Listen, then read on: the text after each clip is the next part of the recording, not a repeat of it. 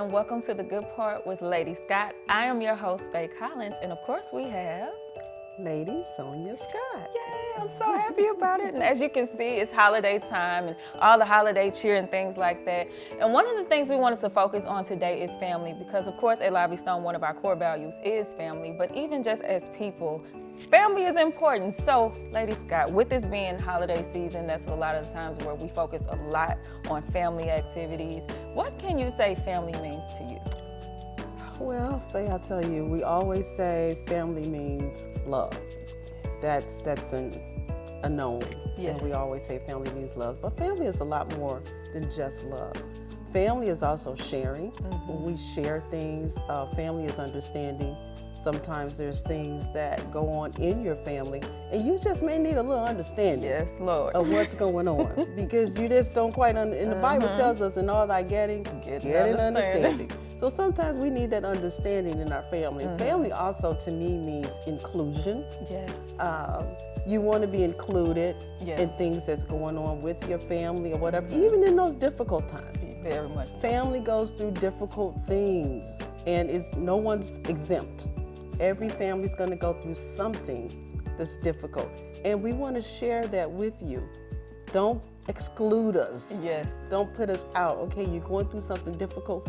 Let me be family. Yes. So that we will go through this thing together. Yes. So family is a complex organization that I'll say that God has given us, and there's a lot of things that go on with families, but I love family.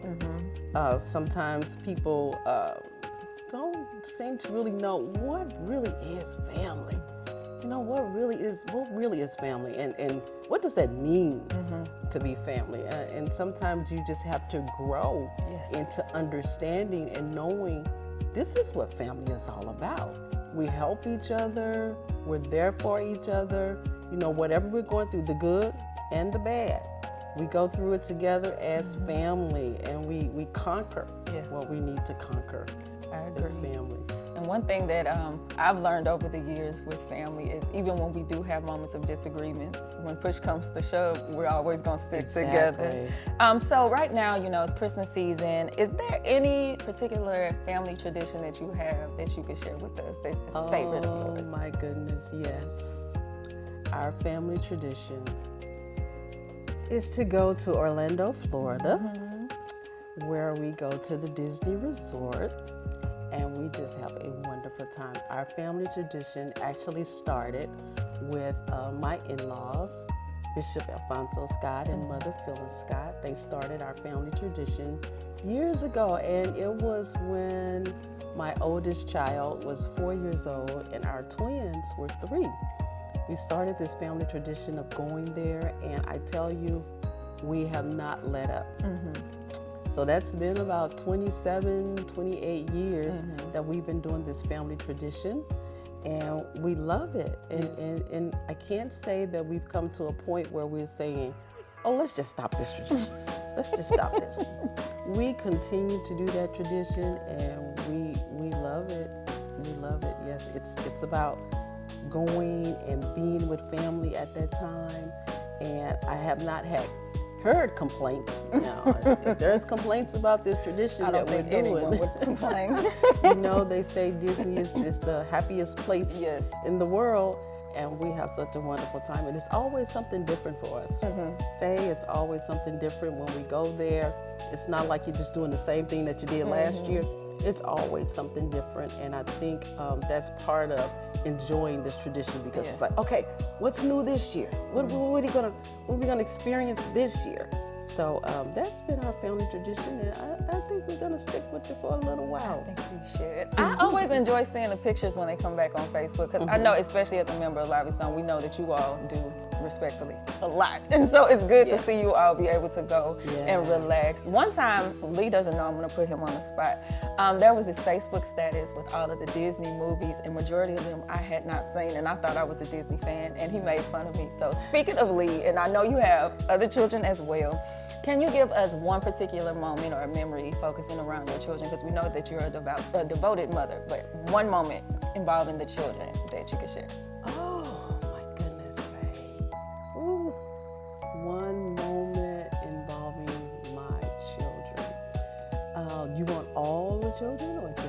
Just one memory.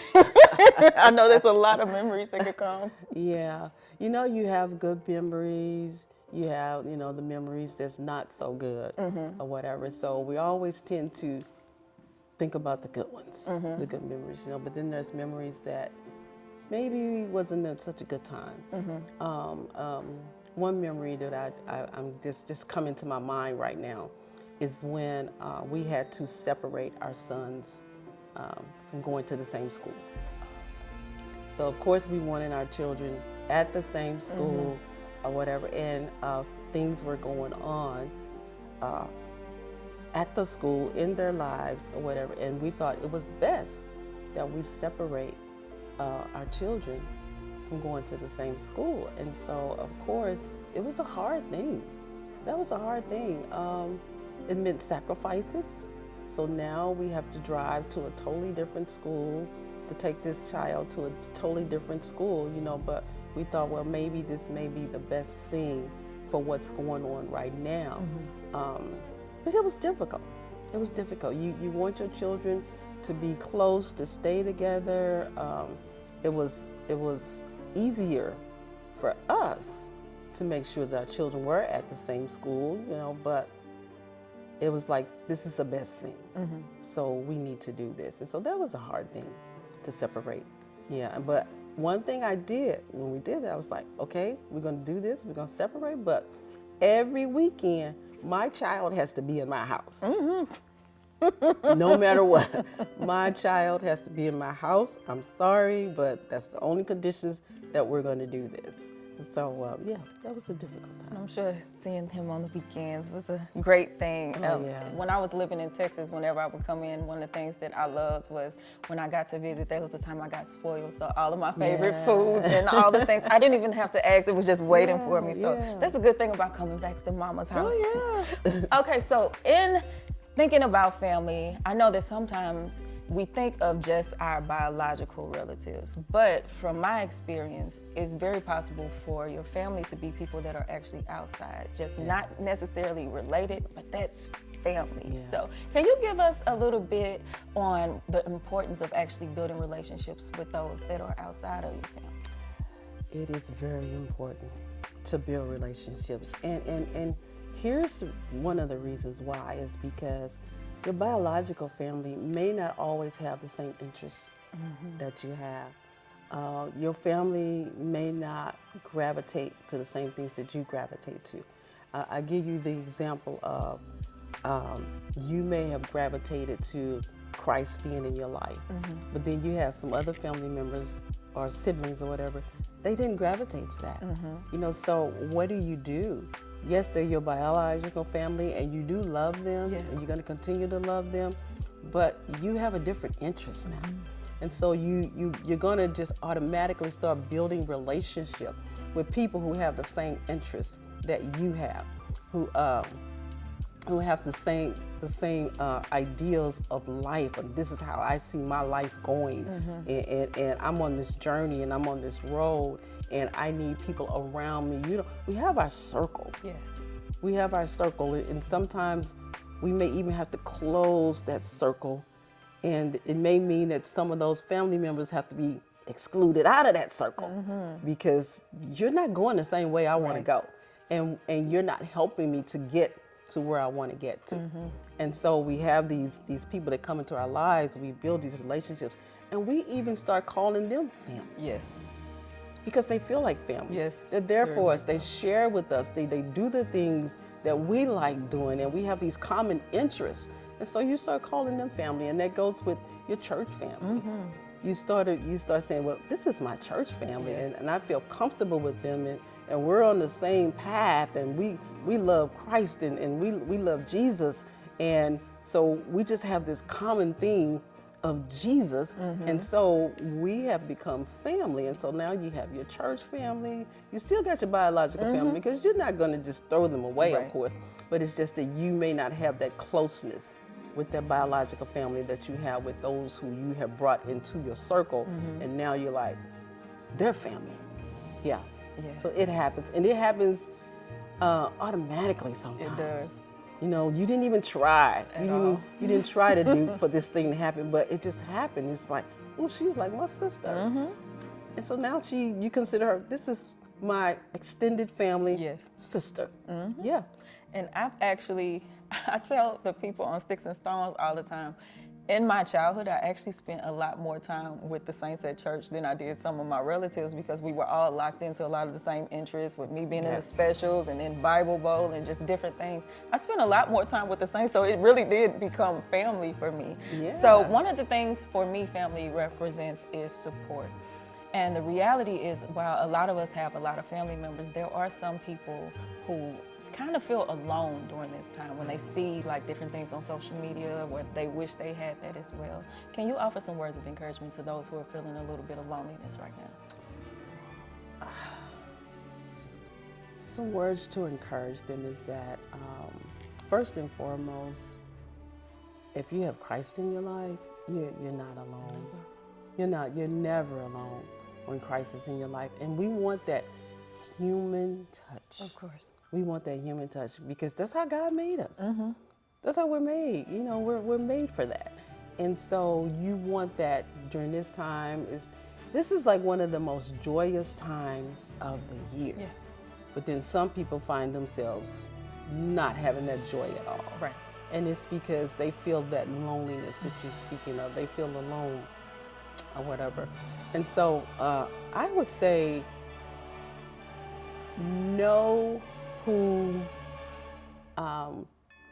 your friends are.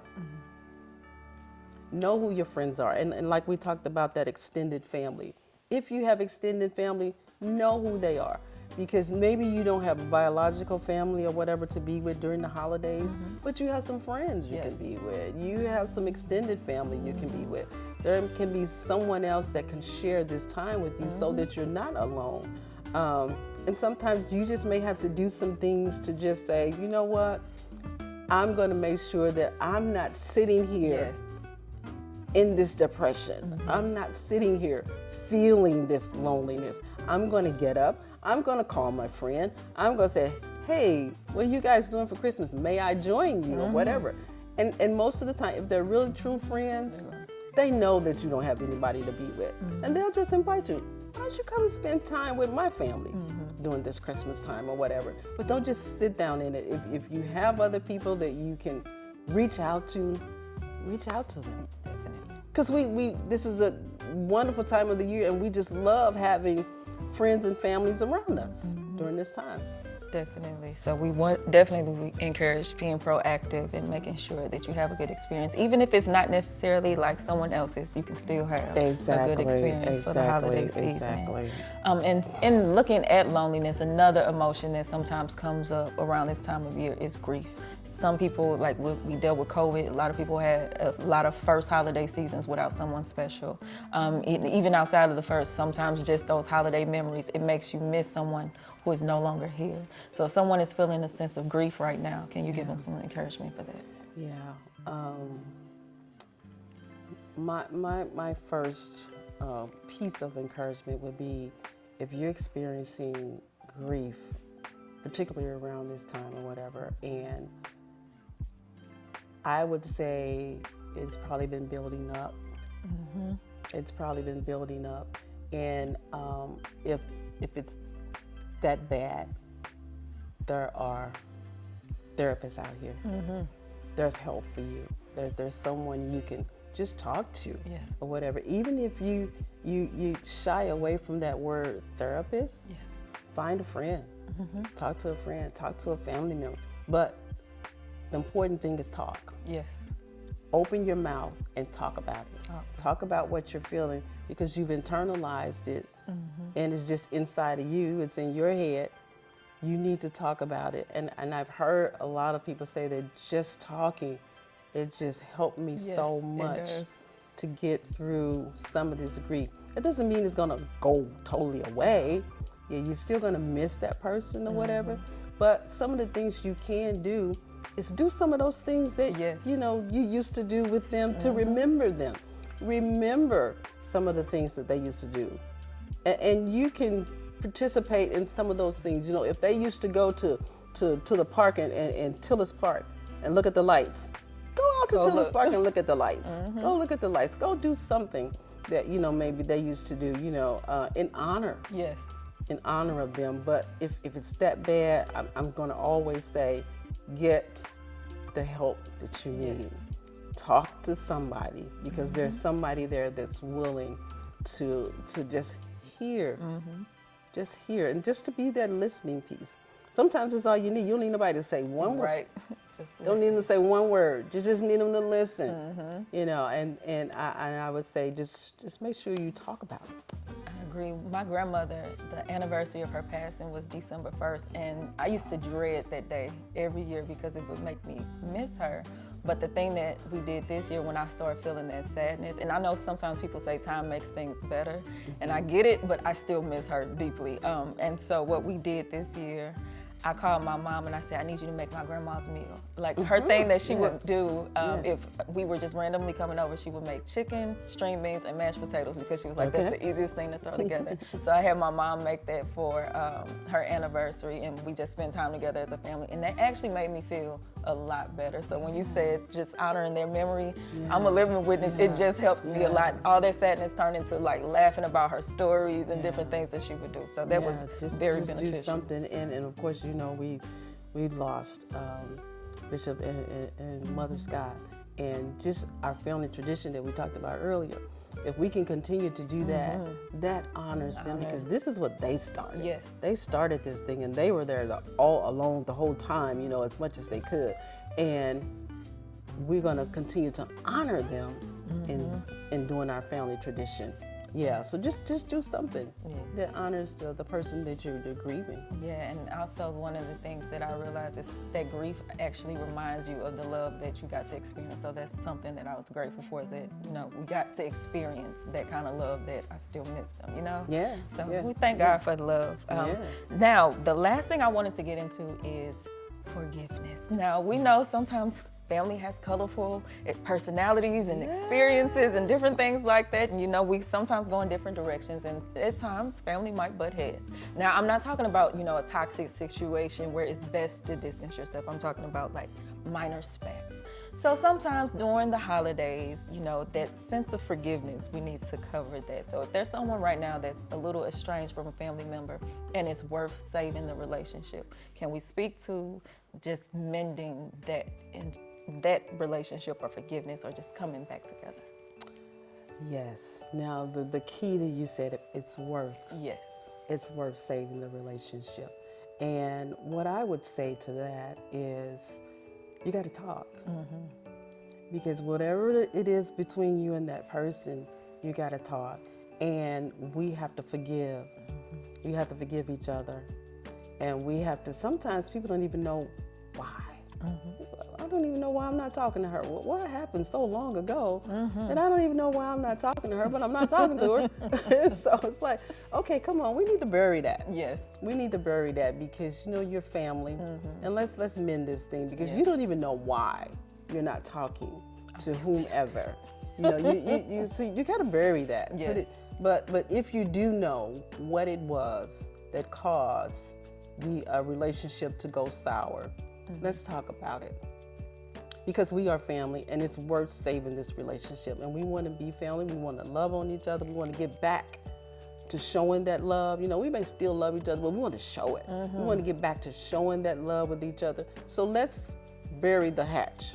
Let's talk about it. Let's see, how we can forgive each other. Sometimes you got to forgive yourself. Yes. So you can move on. But if it's worth saving, I say let's save it. Let's do whatever it takes to save it. Sometimes you got to be the one to double down. Okay. Oh my. I'm going to be the one. Sometimes I don't want to be the big person, First Lady. Yes. Sometimes you have to be, but if you feel it's worth saving, then you do what you have to do. Yeah. I'm going to do what I have to do, because I want to save this relationship. I want to be, my sister. Yes. I want to be my brother. I want that relationship back the way it used to be. And so we do what we have to do if you really want to save it. That's what I would say. Okay. So that was actually it for my questions, and we're going to go ahead and wrap this up and go into the next phase. But before we go, can you send some holiday well wishes to everyone who views this? I would just like to say Merry Christmas to everyone out there. Enjoy this time. This is a wonderful time of the year.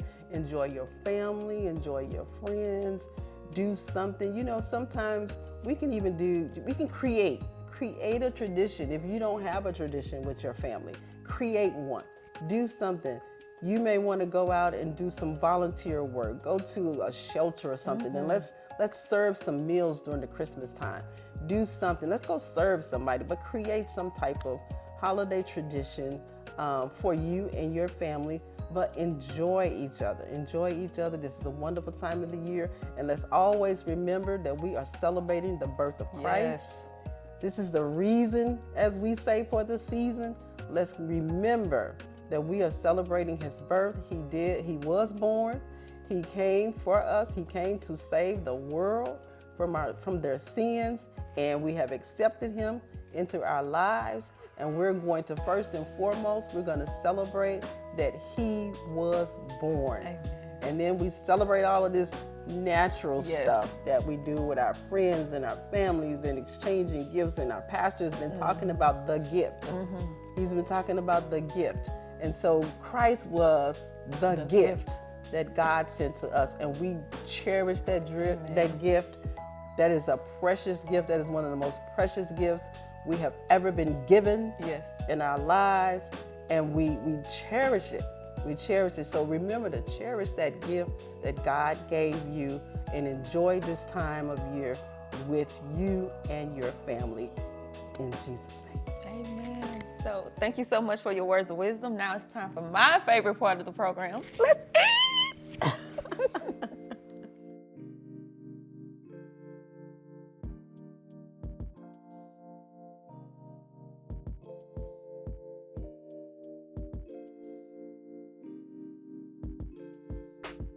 Okay, Lady Scott, what are we making today? So today we are making breakfast muffins, homemade breakfast These ain't coming out muffins. the freezer. That's the only way that my family eats muffins is homemade muffins. All right. So the ingredients for our muffins, so we're gonna go through our ingredients first.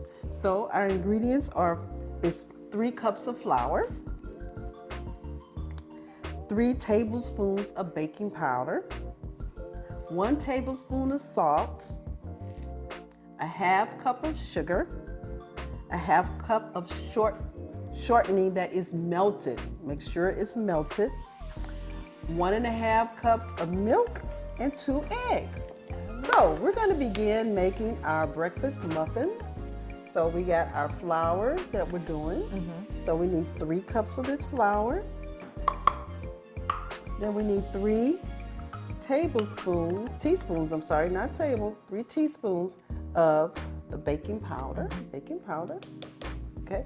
And you can just put these ingredients all in. It's not like you just gotta, do them at certain times. Just put everything in and get it stirred up really good.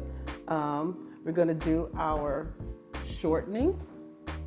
Just put it in there.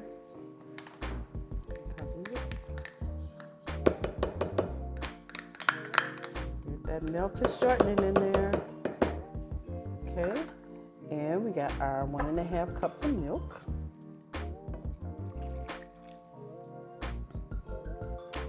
And we're gonna put our eggs in. Does not have to be in a certain order. Just put it in there. Just make sure everything gets in there and you get it stirred up really good.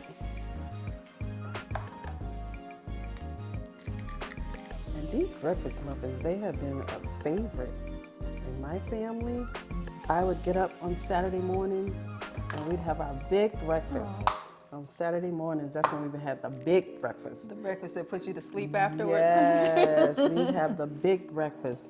And so we'd get up and I'd get the bacon and the sausage and the eggs or whatever, the pancakes and sometimes a cream of wheat or whatever going. And then sometimes I throw the muffins in, do the breakfast muffins. I would definitely take a nap after that. Yes. Now when we put them in our muffin pans, we have to make sure that we have put some shortening in the muffin pan and then put some flour in there so that our muffins don't stick when they start cooking. So we get all of this in there, get it all stirred in together until it gets to a certain consistency. And then we're just gonna pour them in our muffin pans and let them bake. We're gonna let them bake for about 20 minutes at 400 degrees. So you wanna just preheat your oven to 400, and then you're gonna make your batter for your muffins. You're gonna put them in the pans, the muffin pan, and then you're gonna just let them bake.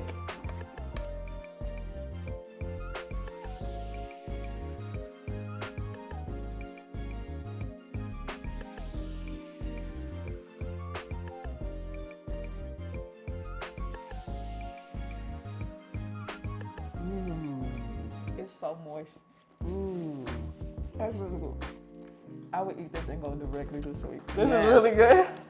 And you can do your breakfast muffins if you want to do blueberry muffins or whatever, banana nut. You can always just put some blueberries in the batter. Put blueberries in the batter and just cook them the same way. And you have your blueberry muffins, or you have your banana nut muffins. Same thing. But these are great. Perfect. I love my breakfast muffins, and enjoy the recipe and enjoy your family eating your hot breakfast muffins. Thank you guys. We appreciate you. Enjoy the recipe. So good. Thank you, First Lady.